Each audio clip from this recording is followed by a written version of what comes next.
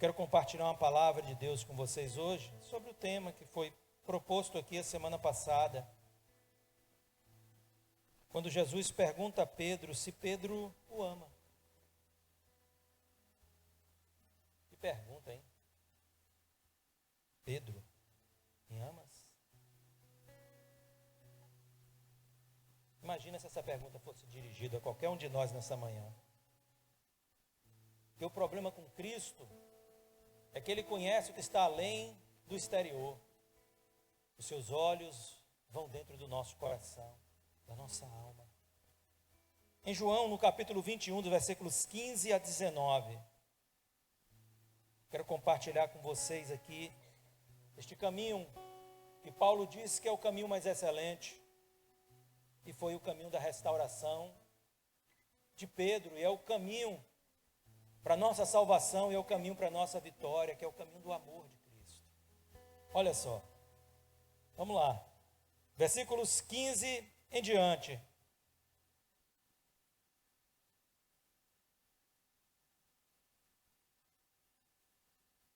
O que é que vai dizer o texto sagrado aqui? Vocês acharam aí João 21? Então, vamos ler. Eu quero que você entenda o quanto Jesus te ama. Olha para quem está do seu lado e diga isso a ele: Jesus ama você. Jesus ama. Eu não tenho a menor dúvida disso. E é este amor que está em evidência aqui lidando com a restauração de Pedro, né? Depois de terem comido, Jesus perguntou a Simão Pedro: Simão, filho de João, você me ama mais do que estes outros me amam? Então ele está perguntando: será que teu amor é maior do que o desses daí? Ele respondeu: sim, o Senhor sabe que eu o amo. Jesus lhe disse: apacente os meus cordeiros. Jesus perguntou pela segunda vez: Simão, filho de João, você me ama? Ele respondeu: sim, o Senhor sabe que eu o amo. Jesus lhe disse: pastorei as minhas ovelhas. Então, nós estamos vendo aqui o questionamento de Jesus a Pedro: você me ama mesmo? Não, eu te amo. Tenha certeza que eu amo o Senhor, não é verdade? Pela terceira vez ele perguntou: Simão, filho de João, você me ama? Pedro ficou triste por Jesus ter perguntado pela terceira vez: você me ama? E respondeu: o Senhor sabe todas as coisas, sabe que eu o amo. Jesus lhe disse: apacente as minhas ovelhas.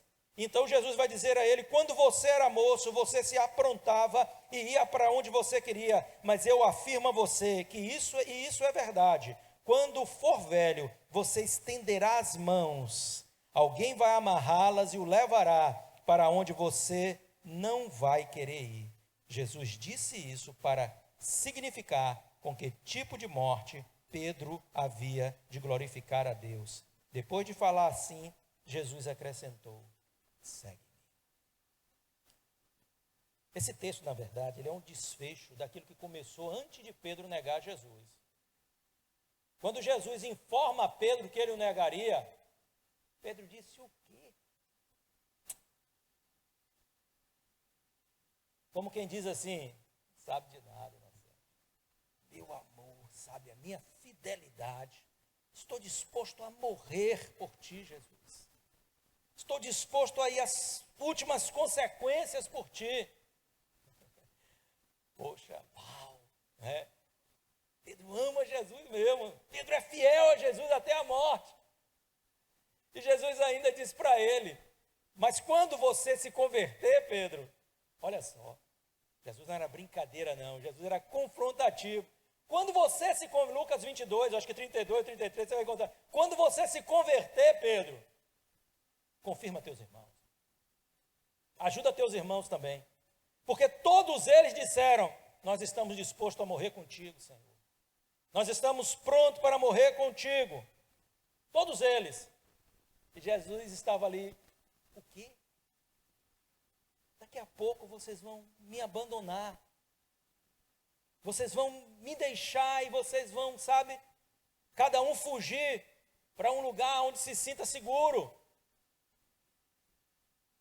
Eles estavam ali, né? Então é surpreendente quando a gente chega neste momento do texto que eu acabei de ler para vocês, a gente vê Jesus trabalhando na restauração de Pedro. E para mim, com certeza, é uma surpresa. Como que Jesus faz para restaurar esse cara? Por que é para nós? A gente pensa, né? Poxa, foi traído.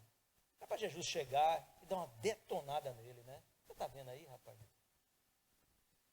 Você está vendo como você é? Você, não é só você não. Esse grupo todo aí. Todo mundo me abandonou, todo mundo me traiu, todo mundo sumiu. Jesus não faz nada disso.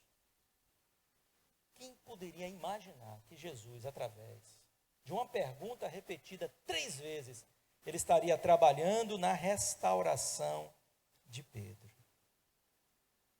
Ele estaria trazendo Pedro a este novo momento da sua fé. Mais do que isso, Jesus está ressignificando o amor para Pedro. Jesus está apresentando um novo tipo de amor para Pedro. Jesus está apontando o tipo de amor com que Pedro viria a amar. Porque o Pedro desse momento não é o Pedro de Atos. Não é o Pedro que 30 anos depois, escrevendo a sua epístola, ele se expressa da forma como ele se expressa. Onde ele diz, olha, nós devemos regozijar se somos perseguidos por amor de Cristo. E se vocês estão sofrendo por causa dele, vocês devem agradecer, porque repousa sobre vocês o Espírito da glória de Deus. É um Pedro que aprendeu o que é o amor que Deus espera de nós. É um Pedro que só sabia amar Jesus como amigo. Ele tinha amizade profunda. E esse é o tipo de amor que Jesus espera de nós? Não é esse o tipo de amor que Jesus espera de nós, irmãos. Mas nunca foi fácil amar ao Senhor como Ele espera de nós.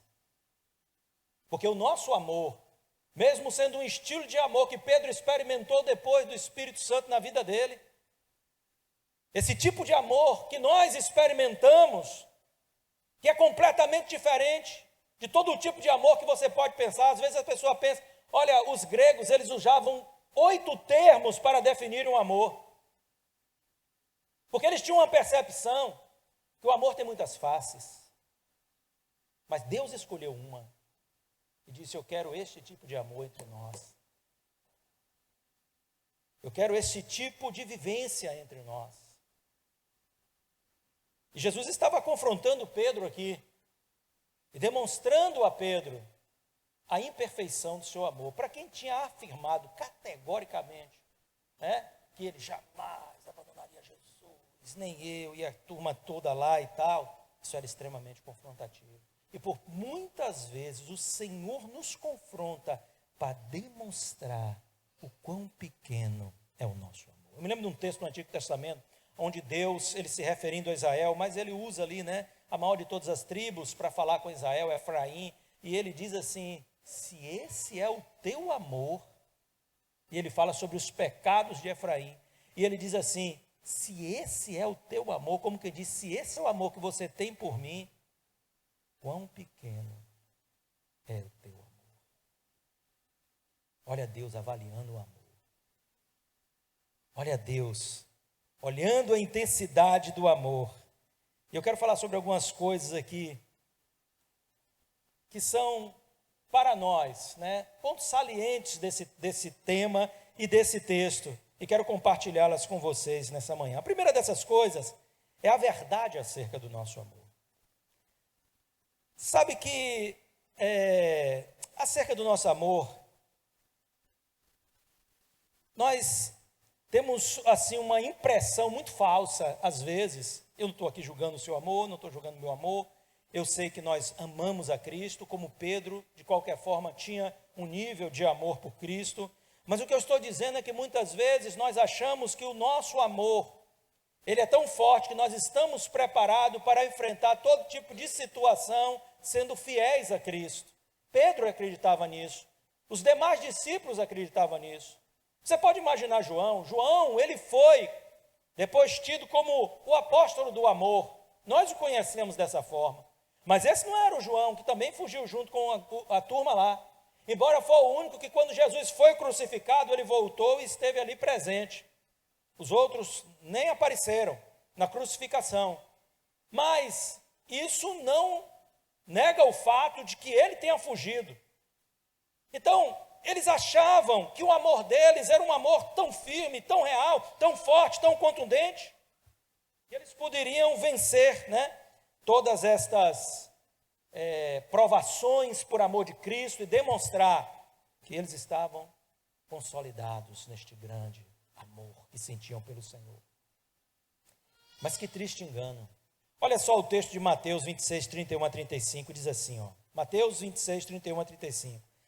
No caminho Jesus disse, essa noite todos vocês me abandonarão, pois as Escrituras dizem, Deus ferirá o pastor e as ovelhas do rebanho serão dispersas. Mas depois de ressuscitar, irei diante de vocês a Galileia. No texto de Lucas 22, ele ainda vai falar com Pedro, e você, Pedro, quando você se converter, confirma teus irmãos. Mas olha só, Pedro diz para ele, versículo 33, pode ser que todos os outros o abandonem, mas eu não vou abandonar. Jesus respondeu, eu lhe digo a verdade esta noite, antes que o galo cante, você me negará 3 vezes. Pedro, no entanto, insistiu, mesmo que eu tenha de morrer ao seu lado, jamais o negarei. E todos os outros discípulos disseram o mesmo. O quanto eles estavam enganados, irmãos. Como eu disse aqui, não é porque eles não sentissem afeto por Cristo. É porque eles não estavam preparados, o amor não era tão suficientemente forte para passar pelas provações, e essa é uma grande questão acerca de nós. Será que nós temos um amor por Cristo que é suficientemente forte para rejeitar tudo aquilo que são as propostas que este mundo nos oferece, ou passar pelas lutas e pelas provações que virão diante de nós? Será que o nosso amor é suficientemente forte para sermos fiéis a Cristo até a morte? Será que o nosso amor é suficientemente forte para jamais negarmos a Cristo? Para jamais negociarmos a presença de Cristo? Judas negociou a sua presença por 30 moedas de prata. Sabe o que o diabo está dizendo com isso? Ele está dizendo que nós temos um preço, mas nós não temos um preço. Porque quem é fiel a Cristo não tem preço, não se vende por nada neste mundo. E eu não estou falando apenas de um preço, dinheiro pago na mão. Às vezes, aquilo que nós estamos recebendo para negar a Cristo é a influência do mundo. Aquilo que nós estamos recebendo para negar a Cristo é as demandas que o mundo traz sobre nós. Ou muitas vezes uma vida na zona de conforto. E nós não queremos ser confrontados com a realidade de seguir a Cristo.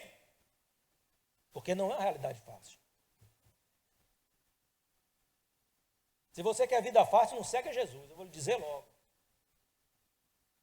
Seja um bom baiano, deite na rede e fique sossegado.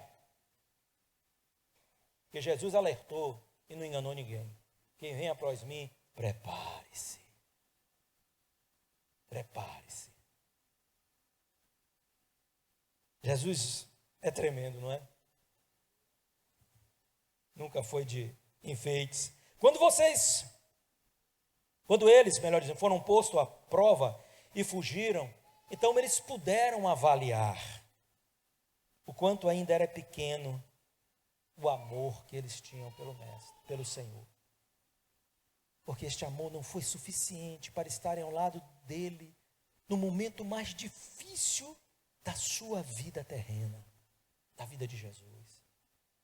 Eles o abandonaram no momento mais difícil de sua vida. Eles o deixaram só, quando mais ele precisou de amor e de companhia ao seu lado. Mas o perigo iminente fez com que eles caíssem fora e deixassem o mestre ali. Mas depois eles puderam avaliar.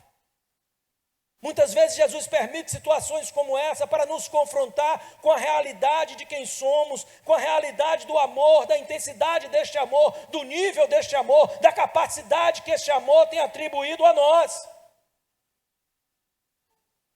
E Pedro foi o pior, porque foi aquele que mais foi arrogante no dizer: estarei contigo, não te negarei, estarei ali ao teu lado. E foi este próprio que veio a negar Jesus 3 vezes. E a Bíblia diz que quando ele nega pela última vez, ele pragueja contra aquele que estava dizendo: olha, você se veste como um fariseu. Você não estava lá não? Você estava lá, no meio deles. Como um galileu, perdão. Você estava lá no meio deles. E ele pragueja, como se estivesse xingando aquela pessoa. Nunca vi esse homem, sei lá quem é esse Jesus, rapaz. Só ouvi falar aí. Imagina. A Bíblia diz em um dos evangelhos, eu não me lembro agora, que quando ele faz isso, Jesus Cristo estava dentro de uma sala, sendo interrogado ali pelos principais sacerdotes, e Jesus Cristo olha para ele. Jesus Cristo olha para ele, e ele olha para Jesus. Não dava para ouvir o que um falava de cá, nem o que o outro falava de lá. Ele estava num pátio do lado de fora, e Jesus estava dentro. Mas Jesus confronta ele com o olhar e destrói Pedro ali. As estruturas humanas, o orgulho de Pedro. Porque um amor nunca vai ter base na nossa própria vontade, na nossa própria estrutura. Não adianta só decidir amar a Cristo. Se não houver graça dele na minha vida, não o amarei. Eu pergunto aqui, quem que se converteu porque ama a Cristo? Ninguém. A gente ama depois que conhece Ele, depois que a gente entrega a nossa vida, a gente vai começando a conhecer Ele, aí a gente vai desenvolvendo um verdadeiro amor por Ele. Eu amo a Jesus. Não. Vá por mim. Olha só. Agora, o quanto você ama a Cristo não determina o quanto Ele te ama. O quanto você ama a Cristo determina ou determinará a tua fidelidade a Ele. Então a questão da intensidade do teu amor tem muito mais a dizer sobre ti que Jesus. Muito mais a respeito de você do que a Cristo. A intensidade do amor de ninguém vai afetar o Senhor.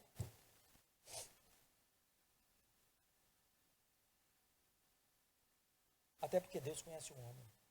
Sabe que não existe amor perfeito em nós, mesmo vivendo a realidade do amor ágape em nossas vidas. Nós não temos a condição de ter a plenitude de todas essas coisas em nós, pela nossa fraqueza humana e carnal.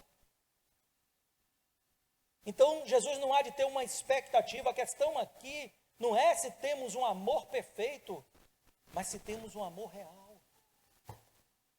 Não é se o teu amor é perfeito. Ele não é perfeito, mas é real.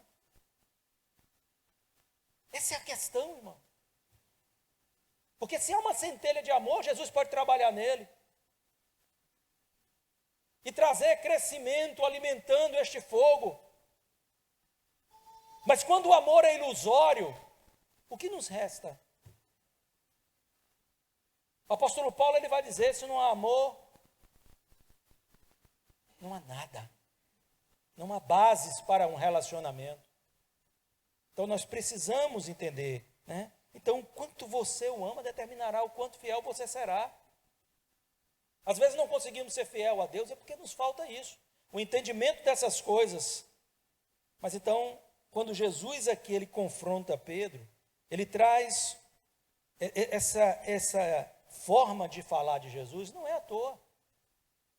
Quando ele especifica o tipo de amor com que ele espera que nós o amemos, ele está trazendo a realidade dos fatos. Deus não espera nada menos de nós. E eu vou chegar lá depois. Mas entenda o que Jesus está dizendo. E por que Pedro se entristece? Porque Jesus disse, se você me ama de fato, com o amor que eu espero que você tenha por mim, você me ama de fato com o amor que Deus espera que você tenha por Ele? E Pedro disse, não. Mas eu gosto de você, você é meu amigo, eu tenho um amor, este amor de amizade por você. Jesus pergunta de novo a ele, e ele diz não. Aí Jesus questiona o próprio amor que ele diz ter por Jesus, este amor filéu. E Jesus então confronta ele, tudo bem, você já sabe, porque eu já sabia disso, né? Aqui eu estou parafraseando Jesus. Ele já sabia disso, mas agora Pedro já sabe e não consegue amar como ele espera ser amado. Mas Pedro é confrontado agora quando Jesus pergunta a ele: você me ama nem que saiba como amigo, cara? E Pedro se entristece. Quer dizer que nem o outro, aí magoou, foi forte. Aí Pedrão pôde bater no Pedro e dizer: tu sabe todas as coisas, e eu te amo. Você conhece tudo, então você sabe que eu te amo. O Senhor é testemunha disso. Então Jesus disse: tudo bem, apacenta meus cordeiros. Jesus é confrontativo demais, não é brincadeira não. Mas para a gente falar um pouquinho mais desse amor ágape, desse amor que Cristo espera de nós, eu vou entrar aqui então, em um segundo ponto saliente dessa lição, que a gente daqui a pouquinho a gente acaba em terceira, tem outras coisas aí. As características do amor que Deus espera encontrar em nós. Agora, o amor ágape, às vezes a gente faz algumas confusões sobre isso, é o tipo de amor que Deus ama, e é o tipo de amor que Deus quer encontrar em mim e em você. É um tipo de amor que traz a característica de Deus. E o grande problema acerca dessas coisas é o amor citado por Paulo, né? É que nós precisamos entender que o homem de si mesmo não pode produzir este amor no seu coração. Ele não pode produzir este amor no seu coração. É por isso que Romanos, preste bem atenção nisso. E aí eu vou mostrar a você qual é a diferença de Pedro para você. Pedro daquela época, não Pedro que se converteu, não Pedro depois de Pentecostes, não Pedro depois do Espírito Santo. Porque a palavra de Deus diz, Romanos 5,5, que o amor de Deus foi derramado em nosso coração pelo Espírito Santo que habita em nós. Você entende isso? Então você não tem a desculpa de Pedro para dizer: eu não chego nesse nível. Deus está desafiando você a amar mais. Amar mais. Esse amor é um dom, é um fruto do Espírito Santo. Gálatas 5:22. E o fruto do Espírito qual é o primeiro? Amor. Você entende? E esse é o tipo de amor que é pregado depois pelos apóstolos e aqueles que escreveram, mas principalmente os apóstolos que mandavam as suas cartas. Paulo fala sobre isso. O que são as nossas festas? Então, já havia um entendimento de que as nossas festas deviam traduzir este amor desde a antiga aliança. Eu digo aqui de todos os que creem, não estou falando só da igreja, né? Pós-morte e ressurreição de Cristo. Que era um tipo de amor que deveria ser um amor real, um amor de excelência, um amor de doação, um amor de entrega, um amor com que Deus requer de nós. Amará o Senhor teu Deus sobre todas as coisas e ao teu próximo como a ti mesmo. Esse é o tipo de amor que Deus está buscando. E quando a ceia é instituída, que nós vamos fazer ali nesse instante, então era esse tipo de linguagem que era trazida quando se falava da ceia do Senhor. Era as festas de amor da igreja, do povo de Deus. Não de um amor qualquer. Não do meu brother ali e tal. Não. Amor entre irmãos. Amor entre irmãos. Vem cá para nós, cara. Quem ama quer ser amado. Quem ama quer retribuição de amor. Você ama a sua esposa? Você quer que ela seja sua amiguinha? Não, você quer que ela te ame também. Então Deus coloca isso em nós.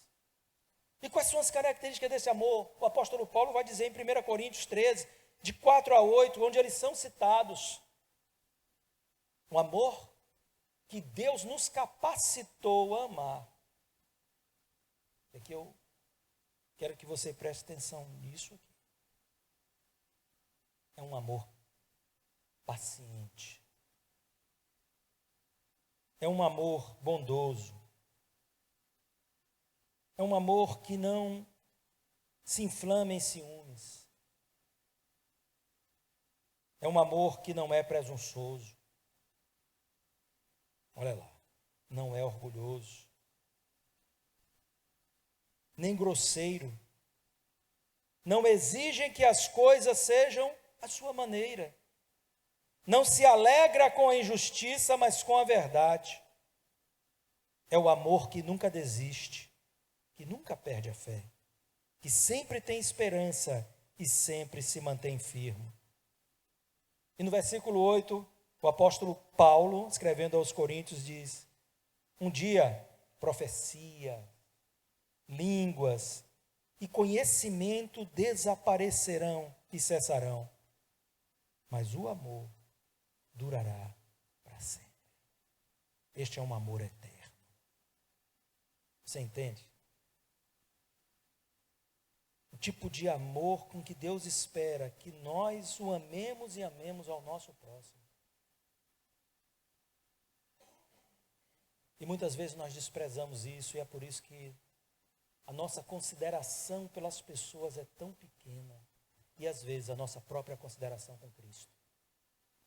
Porque nós não estamos desenvolvendo as características deste amor em nós. Em nós. Deus não nos chamou para amar com amor circunstancial.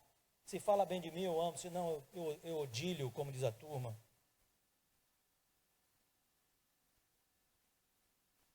Deus nos chamou para amar nessa intensidade. E o apóstolo Paulo chega a dizer: se você não ama desse jeito, ou se não há amor em você, esqueça. Esqueça. E ele está falando de contexto de igreja. Ele constrói todo o entendimento, quando ele vem desde a ceia, no capítulo 11, que a gente fala muito sobre isso. Ele fala sobre os dons no capítulo de número 12. E ele constrói um entendimento do que esta grande família é, do que esta grande família tem para oferecer. E depois ele vai dizer: agora eu vou mostrar a vocês, no final do capítulo de número 12, um caminho mais excelente. Ele vai falar sobre o amor. Ele vai construir. Porque ele criticou a atitude na ceia. Quando ele disse: quando vocês se reúnem, é para vergonha que vocês se reúnem, vocês não lembram uns dos outros. E chegam e vão comendo e vão realizando a ceia. Que tipo de atitude é essa? E aí depois ele vai dizer: sabe o que é isso? Que vocês não aprenderam, não desenvolveram o amor de Deus no coração de vocês. Não basta só ser amigo, não basta só ter uma relação assim, sabe? Tem que ter amor. Tem que fechar com chave de ouro. Tem que ter recheio nessa massa. E essa deve ser nossa relação com Cristo. Não é só ter medo de Cristo. Quando a gente fala de temor de Deus, parece que a gente tem que ter medo de Deus, e não é isso que Deus quer. Não basta só ter interesse pelo que Ele nos pode dar. Poxa, Deus é legal. Eu fiz uma oração, Deus me abençoou.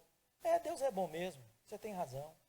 A palavra de Deus diz que Ele é tão bom que faz chover sobre justos e injustos. Deus é misericordioso. Eu gosto lá da... Não importa. O que Jesus quer saber é se você o ama de fato. Porque aí Ele saberá se Ele pode contar com você ou não. A questão é mais profunda.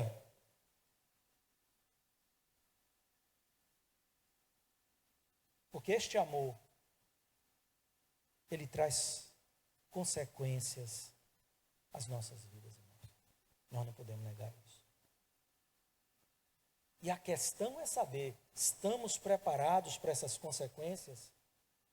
A primeira consequência que o texto nos apresenta é o servir.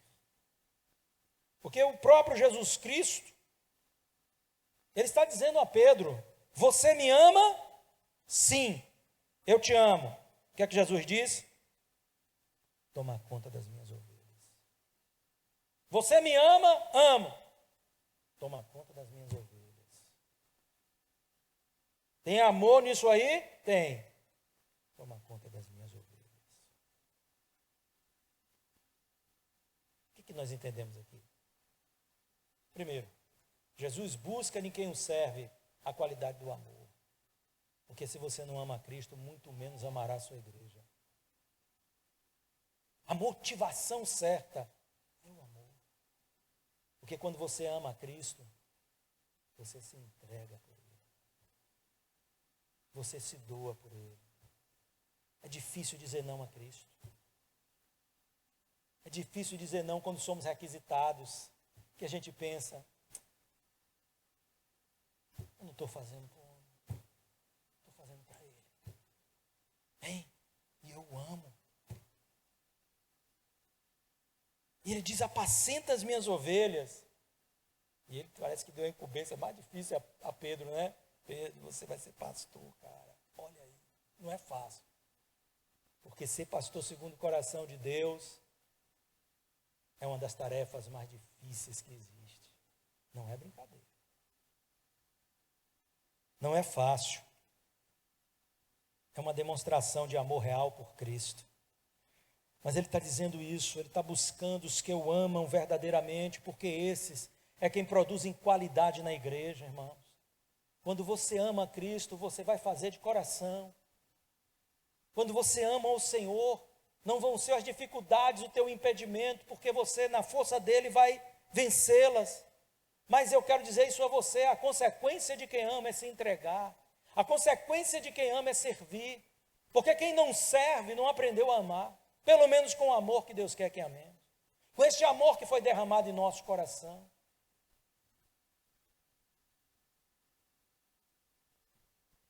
Se você não sabe servir, tampouco sabe amar. Se não aprendeu a servir, é porque não aprendeu o primeiro passo. Amar. Com o amor de Deus no coração. A segunda consequência do texto, não vou falar de outras coisas, eu estou me atendo ao texto, é a renúncia. Porque quem ama verdadeiramente a Cristo tem capacidade de renunciar à sua própria vida e vontade. Versículo 18 do texto que eu li no início, capítulo 21, diz Jesus a Pedro: quando você era moço, você se aprontava e ia para onde queria, mas eu afirmo a você que isto é verdade. Quando você for velho, você estenderá as mãos, alguém vai amarrá-las e o levará para onde você não quer ir. Sabe o que Jesus está dizendo a Pedro? Se prepare. Isso aqui fala da crucificação de Pedro. Você sabe que Pedro morreu crucificado. A história nos conta isso, né? Ele morreu crucificado. E ele, ao ser crucificado, ele pediu para ser crucificado de cabeça para baixo, porque ele disse que ele não poderia ter esta honra de morrer como o seu Senhor morreu. E ele pede para ser crucificado de cabeça para baixo. Então ele foi levado à cruz. Ele foi manietado, amarrado e levado até a cruz. E Jesus estava dizendo a ele, e você podia tomar as suas decisões, mas você vai renunciar à sua vida para que um dia, alguém decida por você o que você não quer decidir. Essa é a renúncia da nossa própria vida. É renunciar à nossa vontade, o que nós queremos, para que a vontade, o querer de Deus se manifeste em nós. E seja maior do que tudo o que queremos. Nós queremos muitas coisas, mas nem de longe.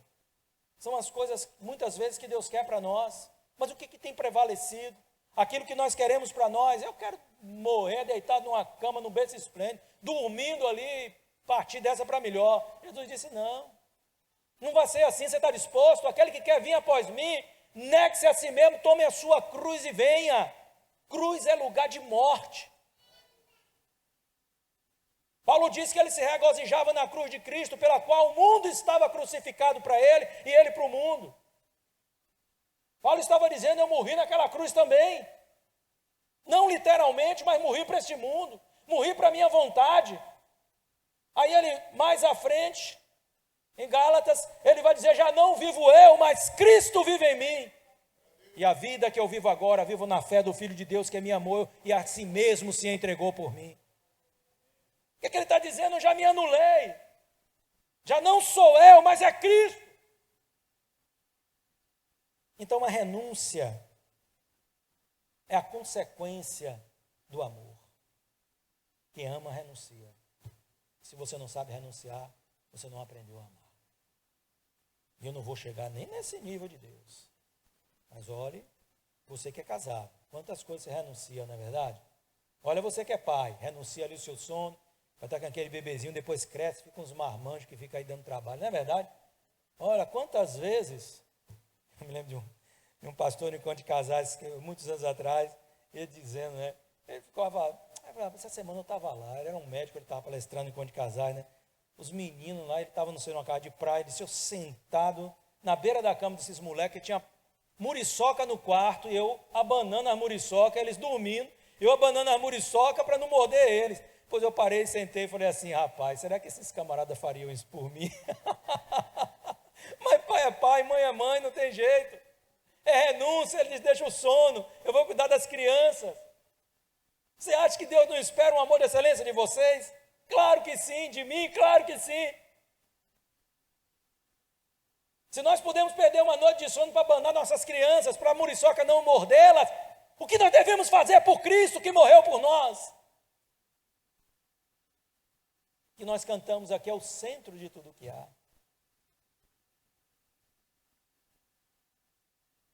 Essa é a verdade, querido, que nós precisamos encarar. E a terceira e última, eu vou encerrar com isso aqui, a terceira e última consequência é ser fiel até o fim. Porque não é brincadeira. Mas tem algo maravilhoso aqui. Porque Jesus vai dizer a Pedro no versículo 29, olha só, o amor, né, de Pedro, ele precisaria determinar uma fidelidade até o fim. Então ele diz no versículo 21, quando ele diz que Pedro, na velhice, ele estaria servindo. Rapaz, eu gostaria que Jesus, naquele último dia você estará em pé lá, não é? Então é a convicção de que eu não vou me desviar dos caminhos do Senhor, que eu não vou retroceder na minha fé, que eu não vou me afastar de Cristo. Então Jesus diz isso a ele, mas também o texto vai dizer que ele falava acerca da morte de Pedro, versículo 21, 19. Ao dizer isso, Jesus estava dando a entender de que modo Pedro ia morrer, e assim fazer com que Deus fosse glorificado, né, louvado. Então Jesus disse a Pedro, venha. Então ele estava dizendo a Pedro, você vai permanecer neste amor até o fim. Mas tem algo que é maravilhoso aqui também, né? John MacArthur, ele fala sobre isso. Ele estava dizendo a Pedro, da próxima vez que você for provado no seu amor, você vai ser aprovado. Você não vai me negar. Sabe, Pedro poderia dizer àqueles que eram seus algozes ali, não, eu abandono o culto a Cristo, eu não adoro mais a Ele, agora minha adoração será ao meu imperador, aos deuses de Roma. Não, ele foi para a morte porque não negou a Cristo. Você entende isso? Então Jesus deu uma garantia a ele, o teu amor vai se expandir, o teu amor vai crescer, quando o Espírito vier a você, Pedro, e nas experiências diárias comigo, o teu amor vai se fortalecer, porque o amor se expande, o amor cresce.